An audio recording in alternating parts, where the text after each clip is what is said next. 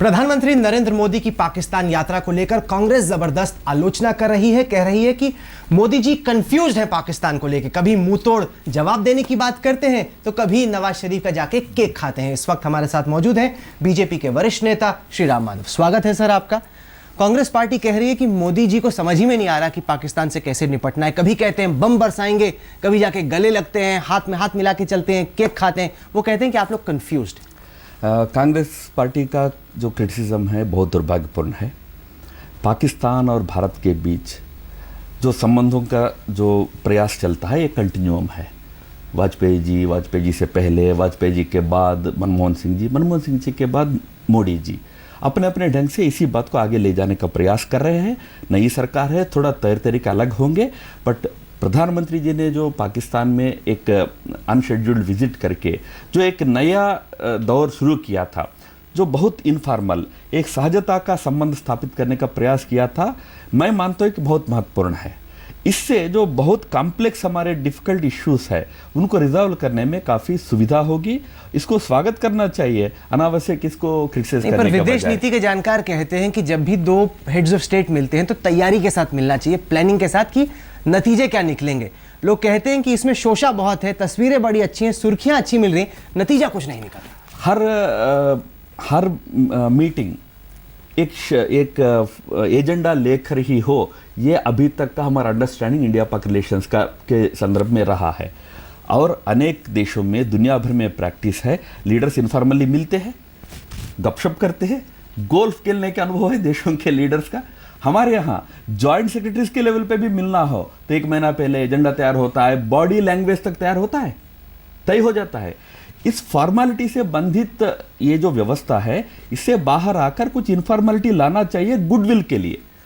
रही बात इश्यूज की, वो एजेंडा के साथ, तैयारी के साथ फॉर्मल मीटिंग्स होंगे। हमारे फॉरेन सेक्रेटरीज के लेवल का मीटिंग तय हुआ है, वो एकदम एजेंडा पर होगा। पिछली दफा जब हिंदुस्तान ने कोशिश की थी वाजपेयी जी के जरिए पाकिस्तान से दोस्ती की, करगिल हो गया। जब मनमोहन सिंह जी कोशिश कर रहे थे, मुंबई में 26/11 हो गया। क्या आपको चिंता है कि इस दफा भी हमला हुआ, और हमला हुआ तो बातचीत का क्या होगा? एक हाइपोथेटिकल प्रश्न है, इसका मैं उत्तर तो दे नहीं सकता ऑब्वियसली, बट ये जो संबंध और सहज बनाने का और अच्छा बनाने का जो प्रयास मोदी जी कर रहे हैं, उसका भी एक लक्ष्य यही है कि आगे इस प्रकार की दुर्भाग्यपूर्ण घटनाएं ना घटे। अब घटने पर क्या होगा, उस समय जो व्यवस्था होगी वो हैंडल करेंगे। इस वक्त एनएसए एक पाकिस्तानी आर्मी का रिटायर्ड जनरल है। आपको लगता है कि उससे फर्क आता है पाकिस्तान के इंटरनल समीकरण में कि तो भाई पाकिस्तान का एनएसए कौन हो ये हम तो तय नहीं कर सकते हैं। वो अपनी दृष्टि का ध्यान में रखकर, मैं जानता हूं कि पाकिस्तान में हमारे एनएसए को लेकर काफी प्रचार चलता है। ये तो देश में मेरा सवाल यह है कि आपको लगता है कि पाकिस्तान की सेना इस दफा नवाज शरीफ का साथ देगी? पिछली दफा दगा दिया था। देखिए, हम एक सरकार के नाते उस सरकार से डील करेंगे। अब वो सरकार के विभिन्न अंग है, आर्मी है या उनका आईएस है, उनका एनएसए है, वो कैसे हो, कैसे व्यवहार करे, वो सरकार तय करेगी। आपको लगता है कि 2016 में कुछ ठोस नतीजे निकलेंगे इस रिश्ते में से? Kargil, sir creek, visa, tourism, trade, इस तरह की समस्याओं का कोई समाधान निकलेगा? देखो भाई, कुल मिलाकर इन समस्याओं के समाधान की दृष्टि से फॉर्मल संबंधों के अलावा एक इनफॉर्मल रिलेशनशिप बढ़ने की जरूरत है, ये हम महसूस करते हैं। ये जितना बढ़ेगा उतना इन समस्याओं का समाधान का रास्ता सरल होगा। जब when you have an informal relationship, इनमें कुछ सुविधा आएगी, पर ये 16 में इनका समाधान आएगा, 17 में आएगा। नए सिरे से शुरू करेंगे या मनमोहन सिंह जी जहां पे रुके थे परवेज मुशर्रफ के साथ, उससे बीजेपी अब आगे बढ़ेगी? मैं जितना जानता हूं, विदेश नीति एक तरफ एक कंटिन्यूम भी होता है। आपने मनमोहन सिंह का लिया तो मनमोहन सिंह जी जहां अटल जी ने छोड़ा था वहां से पिकअप किए होंगे। एक भाग इसका कंटिन्यूम होता है, वो होगा। बट एक नई सरकार है, इसमें नई पहल होंगे, नया सोच होगा। एक कंटिन्यूम को जारी रखते हुए भी नुआंसेस में डिफरेंस हो सकता है। राम माधव जी, आपने अखंड भारत पर अंतर्राष्ट्रीय चैनल अल जजीरा को बयान दिया, जिसको लेकर बहुत बवाल मचा, हिंदुस्तान में भी, पाकिस्तान में भी। आपने कहा कि आपको आज भी लगता है कि हिंदुस्तान, पाकिस्तान, बांग्लादेश मिलके एक अखंड भारत बनेगा, जैसे कि आरएसएस की किताबों में लिखा। क्या आपको लगता है यह संभव है? मैं जो बात अल जजीरा टीवी चैनल में कहा था, उसका एक बहुत बड़ा बवाल इसलिए मचा कि वो जिस दिन एयर हुआ था वो दिन एक महत्वपूर्ण पाकिस्तान इंडिया के संबंध में महत्वपूर्ण घटना घटी। प्राइम मिनिस्टर वहाँ गए थे अनशेड्यूल्ड विजिट में। वास्तव में इसका रिकॉर्डिंग 7 दिसंबर को हुआ था।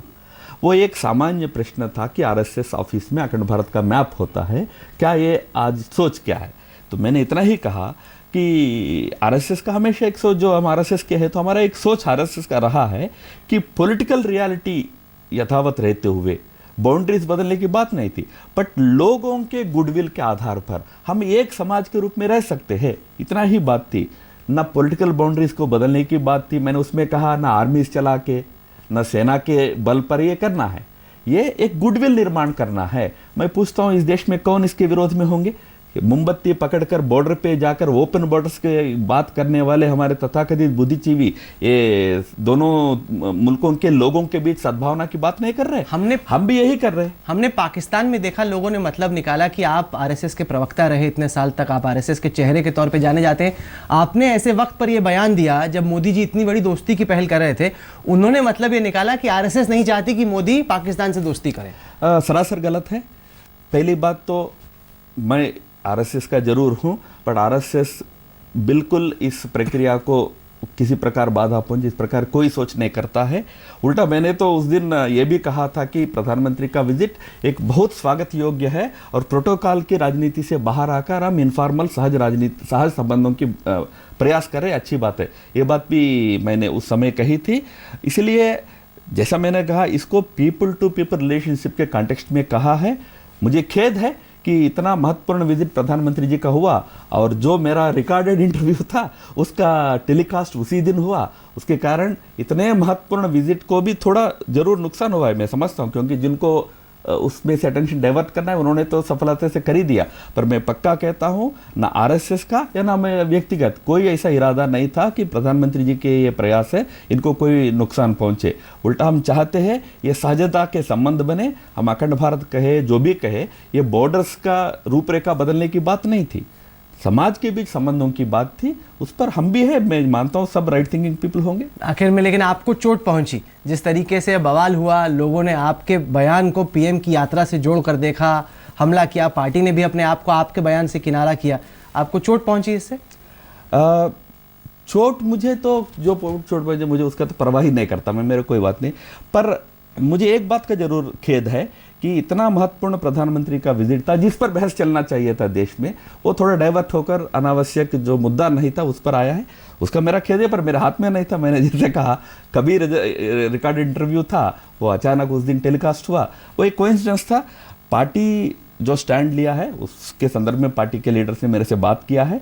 मैंने भी सजेस्ट किया कि ये मेरा व्यू है और मैं आरएसएस के संदर्भ में कहा इसको पार्टी स्पष्ट करे। लेकिन आप ये साफ कर रहे हैं कि आरएसएस ऐसा नहीं है कि पीएम की इस पहल का साथ नहीं दे रहा। आरएसएस चाहता है कि हिंदुस्तान और पाकिस्तान के बीच में दोस्ती हो। बिल्कुल हो, हमेशा चाहता है कि संबंध अच्छे हो। हाँ, इस देश का हर व्यक्ति चाहता है कि और एक आतंक की घटना ना हो और एक युद्ध ना हो, संबंध अच्छे हो, ये हमेशा आरएसएस चाहता है। राम माधव जी, आप जुड़े हमारे साथ, इसके लिए आपको बहुत बहुत धन्यवाद। एक एक तस्वीर, एक एक राज पार्टी का अब आप देखने जा रहे हैं। पार्टी है भाई, आज 50 के हो गए सलमान खान। सालगिरह का महाजश्न मुंबई के पनवेल में चल रहा है। सारी रात मेहमानों का पहुंचना जारी रहा। बॉलीवुड के तमाम सितारे